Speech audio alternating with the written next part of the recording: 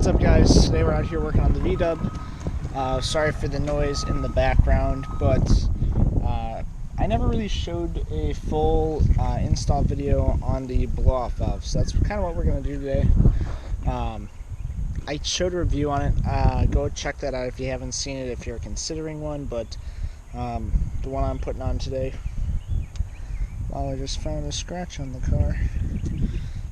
The one I'm putting on today is the forged blow-off valve spacer for the stock diverter valve. We'll run that until we upgrade the actual blow-off valve itself and do a mechanical one. So I'll just kind of show you how to do this.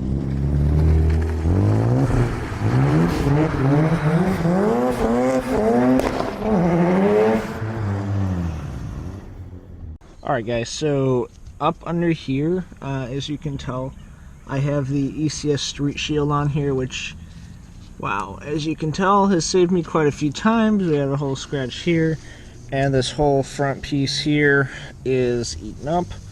But yeah, basically this thing works great. Pick one up, especially if you're going low. But basically, all we gotta do right now, take this off. If you don't have the street shield, you just have like a half under panel here, which you don't need to remove to get to the diverter valve. So we'll just go ahead and start by taking all these bolts, this bolt off here, and then the bolts on the side and back here as well.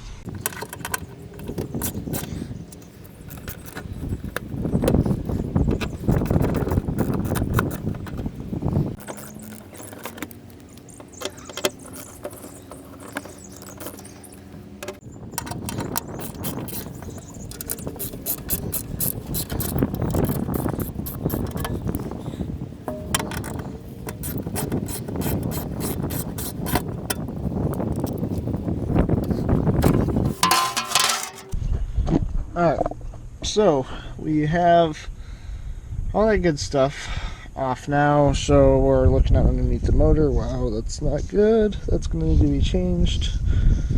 Dang. Alright, so, sorry, now that I'm under here, I'm seeing all of this stuff that needs to be replaced. But anyway, so we're focusing up here. Hopefully you can see that. I really hope so, because I don't have a flashlight with me right now. But this wire and connector here we have to remove, and then this piece right here is our diverter valve, and our spacer goes right up next to this. So that's basically where we got to start here. And yeah, so I'm going to remove this connector. I don't think I've ever been able to do it by hand. I always have to use a little mini screwdriver or something, so, but we'll see. There's a little tab on the side. Basically, you just gotta compress the tab inside of that, and it'll come right off. Alright, if you don't have a screwdriver, you use something small. I have this small little Allen key I'm gonna try to use here. So, I don't know if you can see it from where you are, but on this side, there's a tab. I'm just going to go in there. Hopefully I hear it click, which I'm not hearing it click, which is not what you want.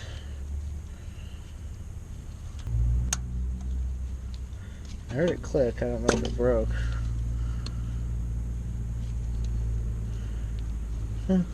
Looks like it's still intact, which is always good.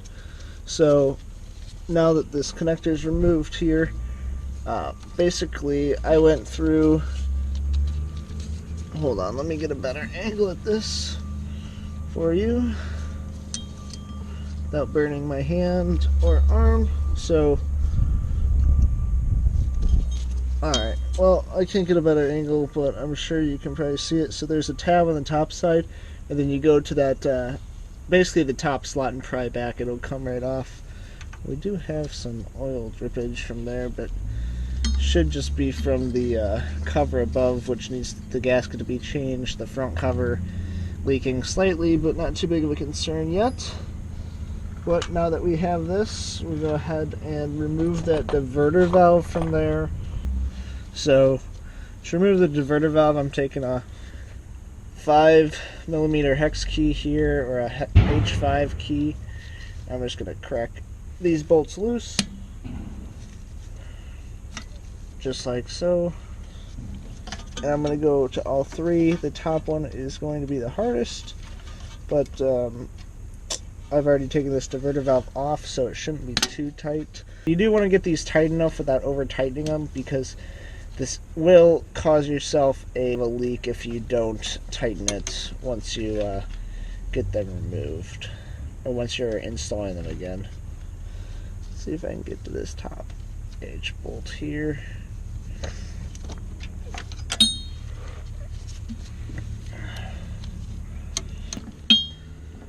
Alright, cracked it loose with the ratchet there. Now I should be able to go in with a hex key on the long side and unscrew all of those, which we'll go ahead and do.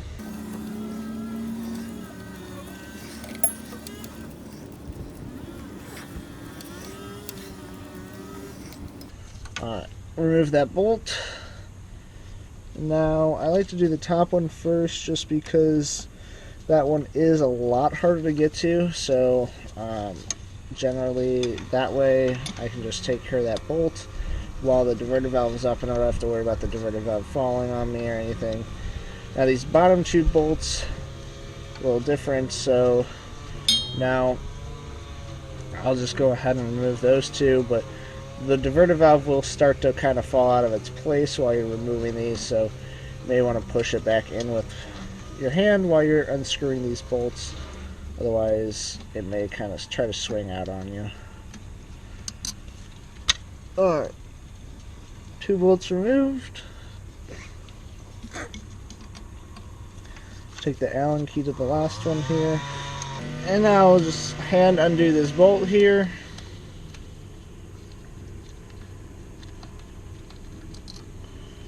And pull the diverter valve out, just like that. Perfect. Alright, now here is what your spacer should look like. I have the forged one, as you can tell right there, and it's going to go on to the actual platform here, just like that. And then it'll press in there and get real tight. So I throw this usually onto the diverter valve first, and then put the diverter valve up to the actual mount plate there. You also have the extended bolts in the box with your diverter valve and with the spacer here, so you'll want to make sure to use those. But what I'll usually do is place it up there and then go for the bottom bolt first. It just tends to be the easiest, so if you get it threaded, it'll hold this in place. Then you can go for the top bolts. So let me sneak this arm in here, and we'll just sort of line it up here, and then go to thread this in. Just slip out of the hole. So I'm going to take a slightly different angle to get up to the diverter valve. That way I can screw this in by hand a little bit better. So now that that one's threaded in, I'll go to the hardest one. Just as we removed it first, we'll install it first, which is the top one here. Just thread that in a bit.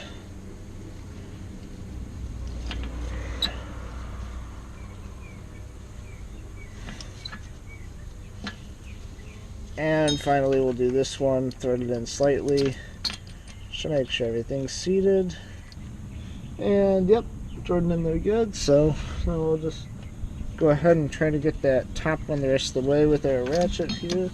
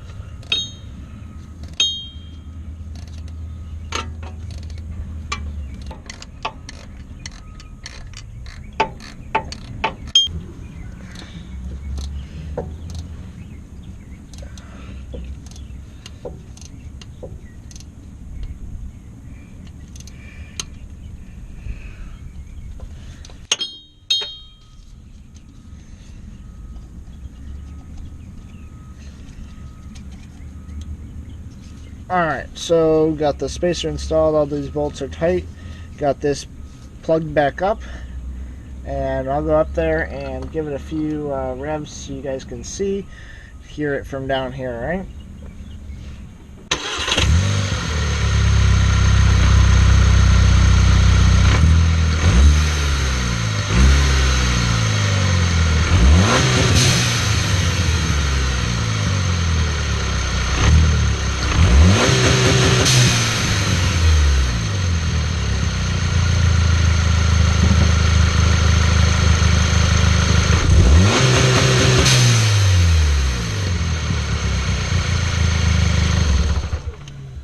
Alright guys, so back under here, you guys heard it from up here.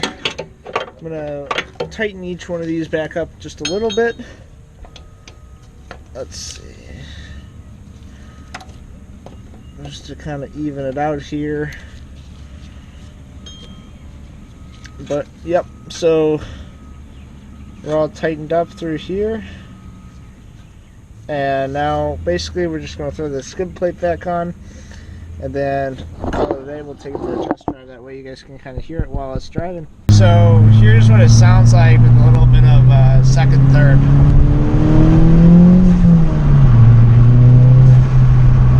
don't know, hopefully you guys can hear that, but yeah.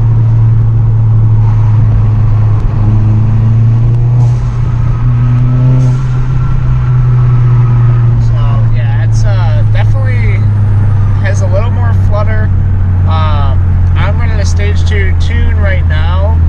I also am running low boost right now due to a PCB issue, so gotta get that taken care of and then set up the gauges. So that'll be in a different video though. But yeah, basically that's as much flutter as you're gonna get stock.